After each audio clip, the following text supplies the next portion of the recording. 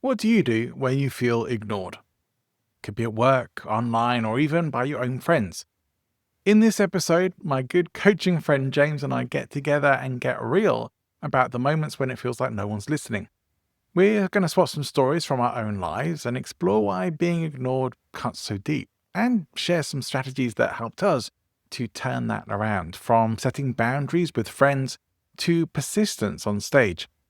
If you've ever wondered how to stop shrinking back and start being heard, you're going to want to stay with us right the way through this one. Welcome into the virtual studio, James. This all came about from we both coach each other, and sometimes I think we both sort of come onto the call sessions and wondering what we're going to talk about, but it usually ends up being something interesting, right?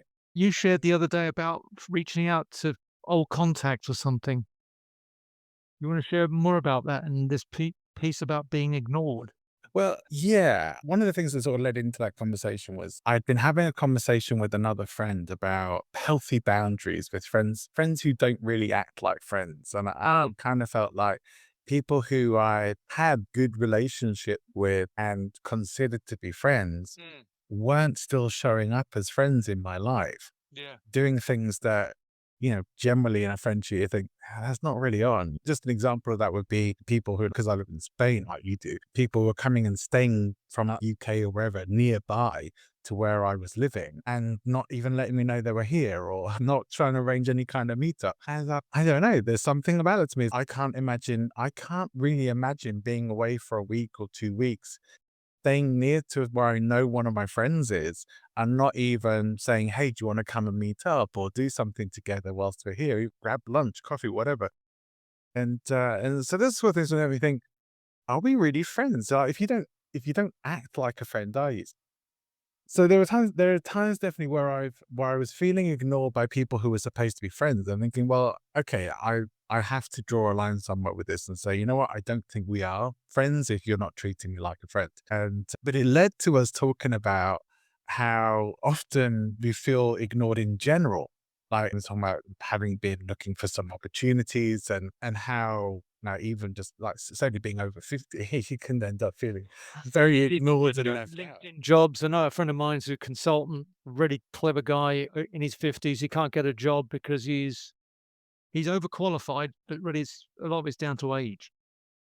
Yeah, and it sucks. The feeling is just so horrible. It's that sort of Saturday night and you're on your own and you want someone to talk to and you call your friends and nobody's around. It's like it's that kind of feeling. It's a bit low. And one of the things I was saying is like, some of the opportunities I've been for just going to stop doing it because I feel worse doing it than I would feel not doing it, and I put my energy and focus into other things because it's not really what I want anyway. It's very easy to feel ignored. Yeah. I don't know about you, but I work with a lot of people a lot of the time who have that feeling, whether it's in their professional environments or whether it's in other areas of their life that they just feel that they're not being heard, they're being ignored, passed over, or wherever. Is this something you come across a lot as well? Yeah, happens in me, happens in people. I mean, I coach people in big companies and team leaders and stuff like that, and they can go through similar insecure kind of. I call it insecure thinking, being ignored, but I know it's got a feeling to it. And then what happens when you start allowing that habitual thinking to continue? Well, for me, when I feel ignored, I want to. We talked about this. Then I want to be safe for my own thing. I don't want to go out. If I feel ignored, then I think, well, what's the point? Then I kind of like I contract, Yeah. which is what we tend to do. We kind of go into this safe space, which I think comes from the early years when you grow up. This is the safe way of doing it. Well, you asked So right? I use that body language, but that's how I feel. You asked me the other day about what are the benefits were of being ignored, like what's the good side of Yeah. that? Which was an interesting question that got me thinking. Like, well, yeah, there is a good side of that because I do like kind of being left alone, and Yeah.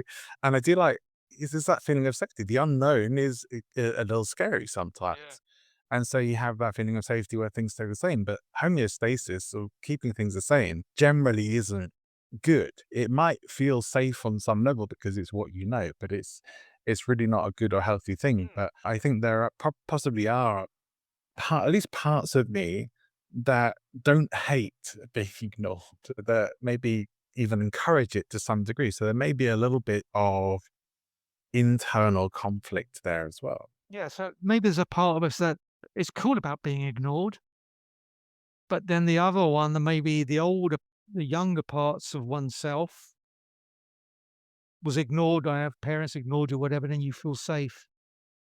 But there's another part of you that says, "Oh, come on, let's try this. Let's go out here. Let's try that. Let's take a bit of a risk." How do you reconcile? I mean, it's just called parts in the brain for people. I know what in coaching we do parts, sometimes called parts integration, but imagine there's just different parts of your brain. One's going like that, and the other one says, let's go out. How do you bridge them? How do you create a bridge or how do you reconcile that? You don't always. And sometimes it just comes down to which part of you's strongest in that moment, right? Yeah. Yeah. So the one that's contracted down is what it is. There's nothing wrong with it. It's just a habitual way of living. I don't think one should judge them. And we do. I can judge myself for being weak and ignored and poor me. And if I start judging, that just adds to the story. So I need to drop that judgment. You got me thinking about when I was younger as well, because you asked me something about like, where this had come up in the past. And certainly I was one of those kids, I think we felt this, I've never really felt like I quite fitted in with everyone else and was always a little bit different. I had friends, but I wasn't one of the popular kids. Definitely wasn't that. I wasn't super talented. I wasn't super popular or anything like that, and never really quite fitted in. And that sort of showed up as a theme again and again. I think never quite fitted into the mainstream of things. And as a kid, that's not doesn't feel good because the things you want, especially when you're in your teens, you want to fit in, you want to be popular, you want to Yeah. be attractive to people and all that sort of thing. And so not fitting into the mainstream feels like the worst thing possible when you're a Yeah. teenager. But the older I've got, the more I realize how much of an asset it is not fitting into the mainstream. Like there are the ways of thinking and approach to things and experiences I've had that would never have happened if I had more fitted in like a jigsaw piece into the main part of the puzzle. Yeah, and then we think I'm not fitting in. When I was at school, sometimes I didn't fit in, or when I was in sales some years ago, in sales teams, they were all very kind of attempts, going out, have loads of pints of beer, and I wasn't ready that way. I felt out of it, so I thought there must be something wrong with me. Right. That's my mindset. There must be something wrong with me. There's nothing wrong with me. It's just I act the way there are millions and millions of people out there who don't feel part of something, and that's okay.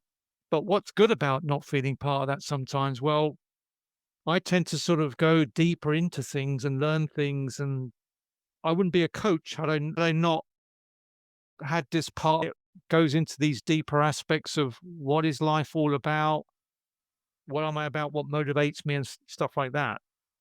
So there's a benefit to it. And it goes from, I thought there was something wrong with me. Well, wow, this is a gift. Am I going to look at the gift or am I going to look at the curse? Anything else? Definitely. There's always the right frame. If the right frame to take with something is to look at the opportunity. Always. And I grew up traveling to living in different places or all over the place, having to make new friends every time we moved and all that kind of stuff. It was interesting. I don't have regrets about that. I'm not one of those people that has friends for when I was like 4 years old or anything like that, but because we moved around too much and ages where I just would never have kept in touch with people anyway. But I'm okay with it because it also left me more of a sort of global citizen, if you like. I can be home anywhere. Anywhere can be home. So I don't feel like one place is home for me, which I think is a positive. Well, the reason I'm bringing it up is because one of the things that I saw with my dad, like, although his work had us traveling around a lot, he had risen up through the ranks of the business that he was in. And I found out more as I got older, of course, but he also kept getting passed over for a promotion, or people who he ended up training were getting promoted above him because they were like on graduate programs and stuff like this. And my dad didn't have all of that. And he just kind of went with it. And accepted it as that's how it is. And I guess at times like, okay, it's up to him to do that if that's how he wants to handle that situation. But I'd made a decision that I can't be like that. I'm not going to be ignored. I'm not going to be, if I get passed over, I'm going to say something. If I am being ignored, you're going to know about it. And so that is something that I feel that was a positive lesson for me to take away from that, saying, I could do the same thing as my dad and just hope that people notice me and treat me well. Mm. Or I speak up and say something, do something, let my voice be heard. And I made that choice to do that. So, this is very much a situational thing. I'm not so much talking about social kind of things, but there are many times and places in life where if we just accept that we are being ignored, we maybe even have come to start thinking that we should be, that we deserve Right, to yeah, be I ignored. should be because my dad was ignored or my mum was ignored or whatever. My brother was ignored. Right. I don't have the right background. I don't have the right popularity. I don't Yeah. fit in with the right groups of people. I'm not mainstream or whatever else. Is like, well, maybe those are valid reasons to be ignored. So you might actually end up buying into, and I think I did to a great degree for a long time, buy into the story of why I probably should. Yeah. It's a thought. I should be ignored is it's a story, it's a thought, and maybe it's not yours. Maybe it's not your thought. Maybe you got it from somebody else, but you've taken it on. You've inherited a thought from someone else. That sometimes a lot of our thoughts are our own, but we think they're ours and we start believing in them. Yeah. Because I work with a lot of speakers and communicators, particularly, it does show up regularly as an issue. And I would say, and I don't think this is at all sexist to say, it is much more common for women to feel ignored, especially in workplaces, in speaking situations, in professional environments Yeah. is much more common, and to feel that their voices aren't really being heard or they aren't really being recognized in any sort of significant way. Not to say it doesn't happen to men as well, but I hear it much more from female clients than from male clients. Oh, what an opportunity for a woman who's been feeling ignored and noticed her mother was being ignored to stand up and say, get a message out. No, that's it. And the buck stops here. I'm not going to allow this story to play out in my mind for the rest of my life. Why not? I've got something to say to the world about whatever and go say it and speak it and present it. You teach people to present. Some of the issues start to become, well, how do you present that? Because I think one of the challenges can be like, if this is something you allow to keep going and going, it frustrates you and you Mm. bottle up all the frustration and the pain around that. There's a good chance at some point it's just the lid's going to blow and you will have a response to some situation that you won't be happy with and could actually cause some problems for you. So you don't really want to get to that situation where you have to blow your lid just to be heard. And it might actually be some unsuspecting soul that just says the wrong thing at the right time. But that whole gestalt of experiences suddenly comes together and the champagne cork pops and it sprays everywhere. So Right. it's important to figure out how you're going to do this in the right way. Like make the decision in advance. I refuse to be ignored. So how am I going to make myself heard It's without it much more, being, it's an assertive way, right? And say, right, I want people to hear me now. Sod everyone. yeah. Rather than being against something, be for something. If that makes sense. But I mean, how do you help people go through the step to be kind of like assertive and firm and calm who feel ignored or feel left out or feel in a certain injustice? This is a very situational thing, but very often one of the places where this comes up the most is people in meetings. So they find in meetings with whether it's with people who they actually work with or in general like professional meetings that their voice may not be recognized or heard. And so I think it is a little bit of a little bit of persistence here and listen and be gentle about this to a degree, but the gentle but firm side of things of saying, well, you can't really say you're not listening to me because you're going to shut down conversation. You're going to put barriers up there. So it's better to say something like, I'm not feeling heard right now. So I'm wondering if I can put this in another way or express it, and we can have a conversation about what's really being said here so that I can make sure that I am actually being heard. Because there are situations where you may want to do that outside of a meeting where you say someone, some of the behavior I saw in there I didn't feel comfortable with it. I'm not saying you necessarily did anything wrong. It just felt like, what you didn't pay attention to me or to anything that I was saying, or I didn't feel like you were taking me seriously, which may not be the case, but is that something we can talk about? This is very diplomatic ways of approaching these kinds of situations, I think. And Yeah. I think it is better in professional situations to aim for diplomacy unless someone is being outright horrible or rude, Yeah. in which case I feel like if you can feel strong enough to, and it's not going to get you sacked, although might be circumstances where you're Yeah. okay with that, to just say, I'm not happy being spoken to like this. Or, Yeah. I've got an issue sometimes with anger, but you can use anger in a very positive way where you say, you know what? Enough is enough. I'm done with not being heard. I'm done with feeling ignored. I'm just done with it. You draw a line in the sand and you say, right, from now on, I'm going to start moving in a new direction. I think you do have to make the decision for yourself. Yeah. I certainly felt like I did. Right. It was definitely a decision point for me of saying, what, I'm not prepared to go through my life being ignored or have these situations where I'm feeling left out. I have to have those boundaries around that. I haven't always enforced them as strongly as I might want to, but they are there. And I do generally at some point, even when there have been maybe exceptions to the rule that I haven't enforced my own boundaries as much as I should have, at some point I usually end up doing it and wishing I'd done it sooner. So I think it is generally better to have that decision in advance because our brains just aren't really, they don't function in a way that we can just keep making the decisions or do everything spontaneously. It's far easier to have these heuristics, these mental shortcuts, which are already decided in advance. And I find this with something as simple as going and working out every day, which I do, but I never used to. But I do because I don't anymore have that argument or discussion in my head in the morning. Am I going to do this? It's already decided. The alarm goes off, I get up and I go out to the gym. So the decision is already made, and it's a heuristic. It's a mental shortcut. My kit's all ready to go. I don't give myself any reasons to allow that discussion around it in my head of the part of me that would rather sleep in, or against the part of me that says you're going to feel better for doing this afterwards. And the more consistently I've done that, the easier it has become.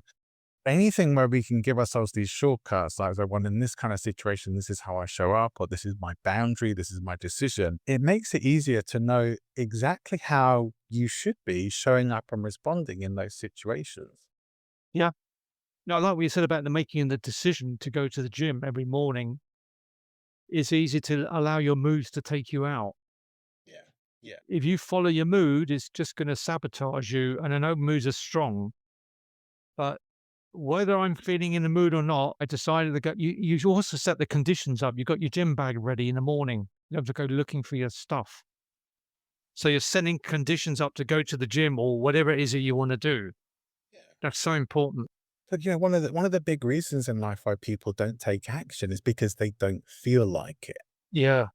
And so that's exactly what you're talking about here of like your mood is like, well, yeah, the chances are you aren't going to feel like it. And if your mood is dictating your action, then you're not going to have a lot to show for that other than probably some Well, you frustration end up and becoming your mood. I know. I woke up this morning in a mood. Shall I do exercise or not? I thought, no. I drew a line that I'm going to do my exercise. And I went for a walk as well. And I wasn't in the greatest of moods, but I'm not going to do it from my mood. But I'm aware of the mood. It's a bit like getting on a bus with a low. Imagine the low mood bus coming along. Do I have to get on that bus? Automatically, we get on the low mood bus. But no, the low mood bus is here. But you're saying, no, I'm not going to go on that bus. I'm going to go to the gym. But that needs awareness, doesn't it? it does. It does mean you have to think about things a lot. And this is one of the things that came up in our conversation about how I feel like you can always really tell when somebody has done some work on themselves, like some kind of reflection or personal development, because they have usually that bit more self-awareness than most people do. Because a lot of people don't really stop to reflect on themselves or their lives or think about who they are or how they want to be showing up or the sort of results they want to see. And so taking that time out is not always easy in a busy life, but without it, everything's just going to keep carrying on. The hustle and bustle of the world will keep carrying you through from cradle to grave if you let it, without taking that step back and saying that this isn't how I want to be continuing Yeah. with So things. reflection time is important. Just reflect. What's working in my life? What isn't? Yeah, exactly. That kind of And stuff. And so we were talking about how I was moved away from that sort of being ignored kind of thing.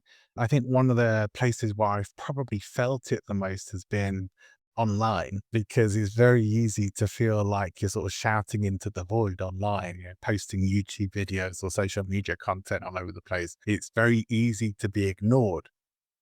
But it's also very easy to undervalue the people who do view you or do follow you and do pay attention to what you do. And I was thinking about this last night. I was doing open mic stand up comedy last night, and I was thinking about this last night and this morning. I tend to wind things over in my head anyway around this stuff, but that open mic nights are an opportunity to test out material, or for new comics, which is kind of what I am really. My third, this is my third time, I think, doing open mic, to new comics to get some experience and try stuff out. There's an expectation, and I was even finding myself having this expectation on myself last night of I should already be at the standard of a professional comedian, and I'm not. And it's gonna take time if I want to get to that kind of standard. But is that really, now, I don't know if that's really the goal anyway, but the expectation is kind of there. And I think sometimes even with open mic audiences, I was chatting with some of the other comedians about open mic nights, and one guy was saying he did this open mic in New York. And he said, yeah, the audiences there are a little different, because generally they're okay, but some of them will come in hoping that some famous comedian will come in and test out their material, and they want to see that. So they don't have a lot of tolerance for the new people who are just testing stuff out, getting some experience, and aren't at that polished professional level yet either. And so to having that expectation of yourself of, well, you should already be here. I should already be, every joke should be landing.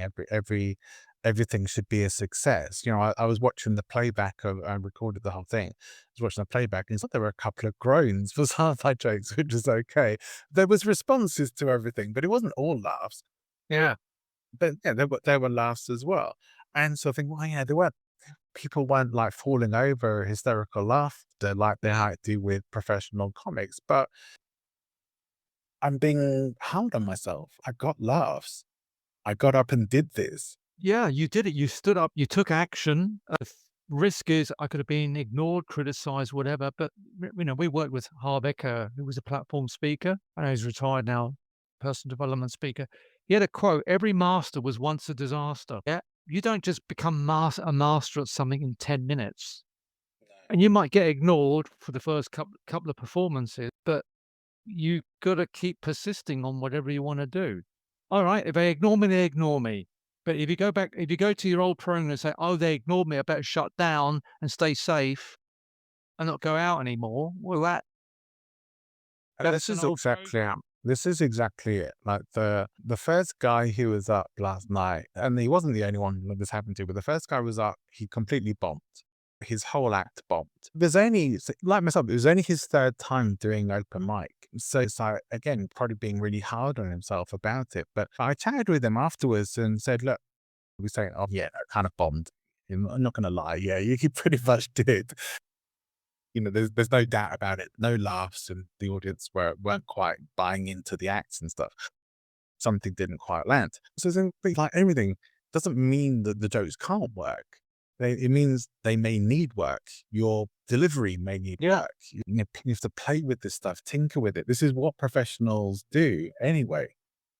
And I said, well, you will be back for another open mic night, right? It hasn't put you off. Yeah, oh, no, I'll be back. I'll be back. And it's like, that's exactly the attitude of, Exactly. you're Keep not going to going. get better at stuff unless you stick with it and go through. I think Seth Godin calls it the dip. Such a good book, The Dip. Yeah. I haven't read it, but we have to go through the dip and you have to suck at stuff for a while or have the failures and have the times where we bomb to get there. And if we're being ignored, like you said, being ignored, we have to keep coming back and have some persistence with it and make that decision of, it's not failure. It's just, well, we have to keep failing Yeah. the way to the successes. As they say, in Silicon Valley, fail forward fast. And like anything else, we're going to try out a new idea, a new speech, a new message. If you're a platform speaker, don't expect to get it right first time. It might take 4, 5, 6. They call it success by iteration. You keep trying this, trying that, trying this, trying that. It's going to fail. People are not laughing. You just keep going. And if you give up, then okay, you give up. But maybe after 50 times, it's still not working. And maybe you need to look at that. I think often as well, we hold ourselves to the standards of the people who are most successful, and that's not always the best standard. You're comparing your step 1 to someone else's step 20, and it's an unfair comparison on yourself because these people probably have been through the processes of the failures of sucking at stuff. They probably do have bad content out there, but maybe they've taken it down now because they've got everything polished and whatever else. But if you're feeling ignored online, well, I think there's a few things that, and certainly advice I followed, of narrow down the platforms where you're trying to get attention. Like if you're business focused, then focus maybe more on LinkedIn. I focus a bit more on YouTube now because I was feeling like my podcast is being ignored a lot on podcast channels. And it's very hard to get any traction and growth on audio podcast channels, but it's a lot easier to get that on YouTube. And I've had a lot more success with that, a lot more downloads, a lot more attention. Is it at the level of people who are successful and making tens of thousands on YouTube? Well, no, it's not. But am I going to stick with it? Absolutely, I am. But it's still frustrating that you feel like, well, I'm not at that level. But you have to stay strategic about it and stay on track with it. So what? Yeah, and change your approach as you go along, right? You've only one thing to another. Well, yeah, how can I see this differently? What else can I do? And it's just constantly having an open mind. We talk growth mindset rather than a fixed one. Yeah. Yeah, they're ignoring me. It's not working. I might as well give up. Okay. Again, that's a choice. And most people would see that as a failure, and a lot of people won't try again afterwards. They just say, all right, well, I tried it. I hear this a lot from clients, Jay. I tried it and it didn't work. Okay, try it again. Yeah, in a different way. Try. Yeah. It's a bit like standing in a room. If I keep standing on the right side of the room, I'm going to see the room from one perspective. And I think, well, that's how the room is. But maybe I need to move to the left side of the room. Then I'll see it from another perspective. Maybe we'll have more light coming in. Yeah. I'm just giving you an example of a room, a metaphor of just changing positions, maybe changing perspectives in the brain. One of the things that I had to ask myself and be honest about was what I was not being prepared to do, or what I hadn't been doing in order to be more visible and to be more noticed. And there's quite a lot. There's quite a lot that I just either haven't done or maybe have been avoiding doing that could be done to be more visible. And sometimes you just find yourself hoping or waiting that stuff will get delivered to you, if you like. It's like a magical Amazon delivery of, here's your success, here's your package. It's just coming on the truck right now. So, what would you recommend to someone who is trying to get their message out or be a presenter, speaker? It could be a coach, it could be an author. What would your recommendations be? Because you've talked about experiencing being ignored and then there's safety issues. But tell me. I think there's certainly a lot we could go into here, but I want to try and keep it simple. I think some of the most essential things are to be clear on what you want to talk about and who you think you want to talk to. And it's okay if that changes in the future. Goodness knows I've pivoted on stuff and moved into different areas because you will evolve. Your content will evolve. Your ability to evolve will as well. but also make the decision that this is what you want to do. Mm. And that the real goal is to have the persistence and the iteration with it, and to get through as many failures as possible and learn from them so that you can get to the successes.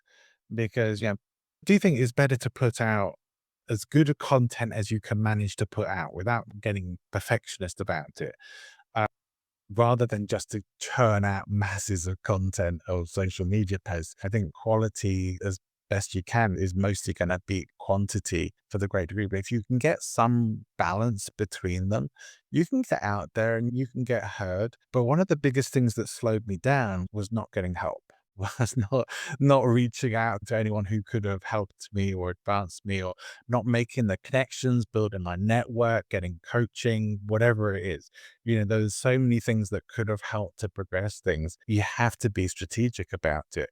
And so just deciding what you want is going to be what you want to aim for is going to be a lot stronger than just sort of saying, well, let's see what happens. Let's just start doing something and hope that something happens. Like, hope is really not a good strategy. It's no strategy at all, to be honest. Yeah. I mean, it's important to enroll the support of others, being a coach or whoever it might, a mentor, ask if you're starting out, it's like, who can I enroll to help me fulfill this particular vision? Yeah. Yeah. I mean, you can't do it alone. You can try doing it alone, but it's hard work. Well, I was thinking about this with the comedy stuff and story. I've been doing a lot of storytelling stuff this year as well. And the more I do that, I was thinking, well, just hanging around in those sorts of environments with people who are doing those things helps me to grow and expands my network and so many other benefits as well. And same with that, if you have goals to be a speaker or a communicator or a trainer, or something along those lines, and you feel like you're not really being heard or noticed, Mm. there's a lot you can do. But I think spending time with other people who are on that track is going to help. Yeah. Being around like-minded people. I mean, we've read the books, for example, Think and Grow Rich, Napoleon Hill. The people want to get a template for success. I'm not saying it's the ultimate one. He spent 20 years interviewing the richest people in America. How do they think success is? Talks about persistence and all sorts of stuff. But one of the key things has become a worldwide phenomenon is the mastermind principle, hanging around with like-minded people. Yeah. If you're hanging around with people who are saying you can't do it, you won't do it. Yeah. And you're trying something out, and your closest people, your partner, parents, whoever is telling you, oh, well, that didn't work, or that was Yeah. terrible. And you've only just started doing it. You're going to want to stop doing it as quickly as possible. You're Or they're going ignoring to, what my good intentions are. Therefore, what I'm doing, I must be crazy, so I'll stop doing it. right. Don't expect other people to understand, but maybe if you can, at least ask them to support rather than to tear you down and say, you know what, it's okay. It sucked. One of the only reasons I even did my first open mic night, which most people would be terrified of doing. I'm not saying I wasn't scared of doing it. I put it off for a long time because I was, but one of the reasons I think that I was able to do it was because I lowered the stakes for myself. Uh-huh. I didn't have to be a huge comedy success. I didn't have to be, right, I'm going to be discovered as some amazing stand-up comedian.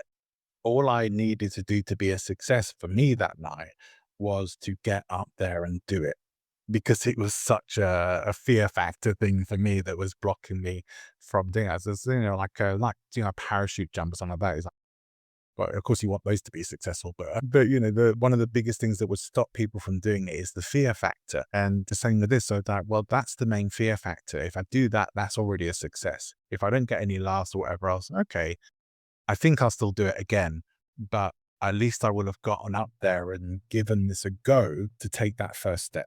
Yeah, I just coached a guy in a big company. He's got a team, and he says, engineering software guy. He just said, most of my team members want big successes. Well, why don't you just start with the small ones? We did the presentation. We got the basic document right. We got the basic plan right. Start with the small and build on the small. Oh, you said I stood up on stage and gave my talk. That's a success. Oh, no, it's not. No, I didn't have a round of applause from all these people. Doesn't matter. You stood up for the first time on a stage in front of all these people. One person clapped. Great. That's the start, isn't it?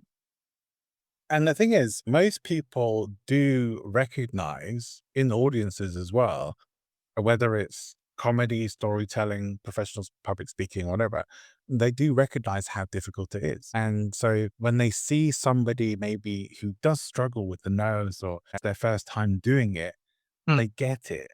Yeah. There's really not that many people who are going to be harsh about it or cruel or that, oh, well, you suck. You can't do it.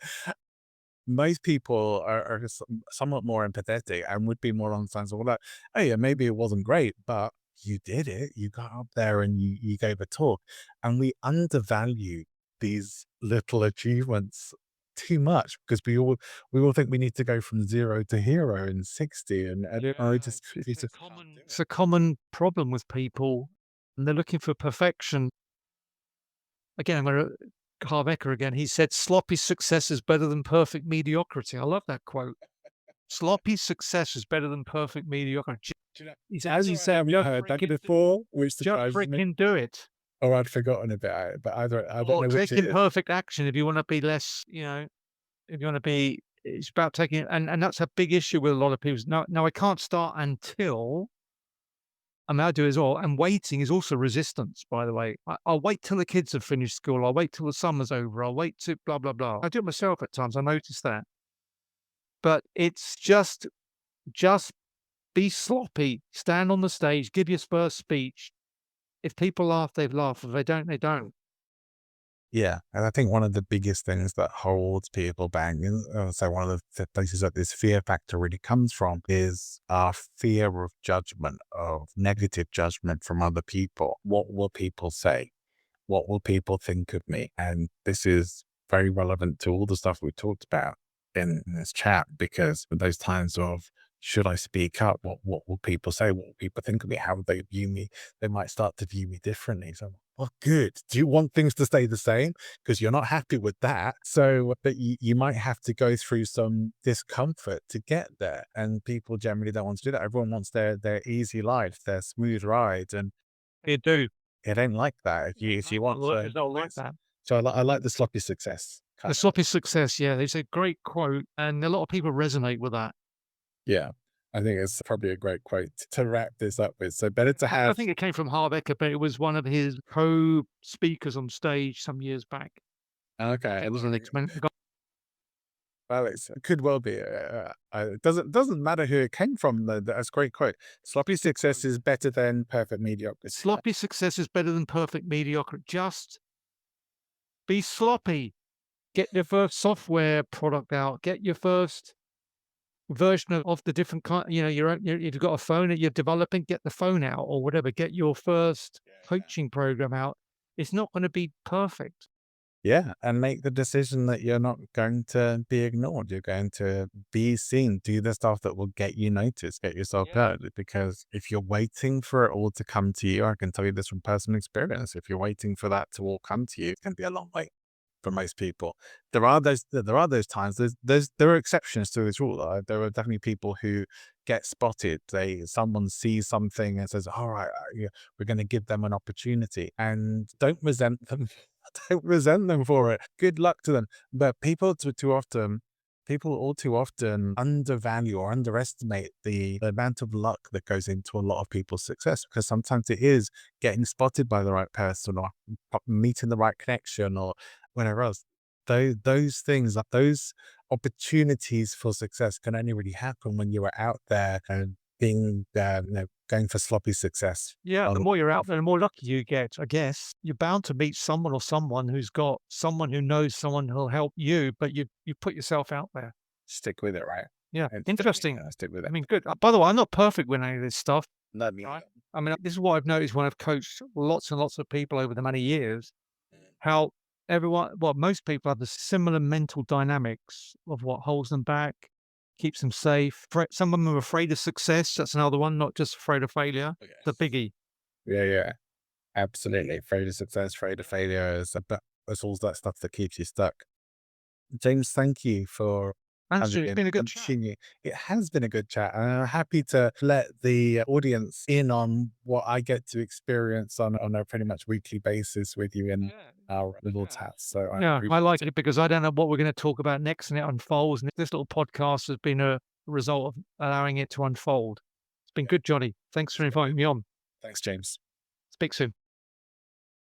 So feeling ignored isn't the end of the story. It can be the start of a new one. Whether that's deciding not to wait for opportunities, reframing rejection, or just daring to show up a little sloppier but a lot braver, you get to choose.